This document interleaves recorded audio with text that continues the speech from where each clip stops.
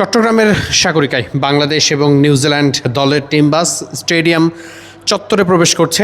একটা বৃষ্টির শঙ্কা ছিল, বৃষ্টির আভাস আছে, কিন্তু আপনারা দেখতেই পাচ্ছেন চট্টগ্রামের সাগরিকায় ঠিক যেখানটায় স্টেডিয়াম আছে সেখানে কিন্তু বেশ রৌদ্রোজ্জ্বল আবহাওয়া।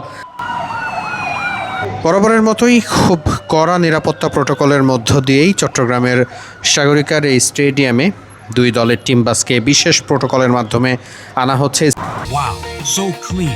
ডায়লগস মানে ক্লিন, ক্লিন মানে ডায়লগস। টিম বাসকে ঘিরে দর্শকদের যে উৎসাহ উদ্দীপনা সেটিও চোখে পড়ার মতো। স্টেডিয়ামের দুপাশে অসংখ্য মানুষের জমায়েত নিশ্চিত করেই সেটি প্রমাণ করে। আমরা আপনাদেরকে দেখাচ্ছি, অনেকেই মনে করছেন বৃষ্টির কারণে খেলা বিঘ্নিত হওয়ার সম্ভাবনা আছে কিনা, তবে এখন পর্যন্ত চট্টগ্রামের সাগরিকার আবহাওয়া বলছে সব কিছুই খেলা শুরু হবার পক্ষে। আমরা আপনাদেরকে সেই চিত্রই দেখানোর চেষ্টা করছি সরাসরি চট্টগ্রাম থেকে।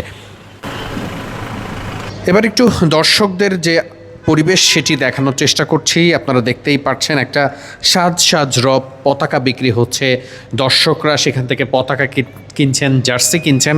মূলত একটা উৎসব মুখর যে পরিবেশ সবসময় থাকে সেটি কিন্তু এখন চট্টগ্রামের সাগরিকায় রয়েছে। ওয়ানডে সিরিজটা জেতার পর দর্শকরা টি-20 সিরিজটা দেখার জন্য মুখিয়ে আছেন এবং ইতিমধ্যেই ফিউচার স্টার্স নামে যারা বল বয় হিসেবে মাঠে থাকবেন তাদেরকেও আমরা দেখতে পেয়েছি। তারা কিন্তু স্টেডিয়াম চত্বরের মূল ফটকে অবস্থান নিয়েছিলেন যখন আসলে টিম বাস স্টেডিয়াম চত্বরে প্রবেশ করেছে। সব মিলিয়ে দারুণ একটা পরিবেশ, দারুণ কনসেপ্ট, সব কিছু জন্য অপেক্ষা। বাংলাদেশ নিউজিল্যান্ড ম্যাচ শুরু হবে ঠিক দুপুর 2টায়।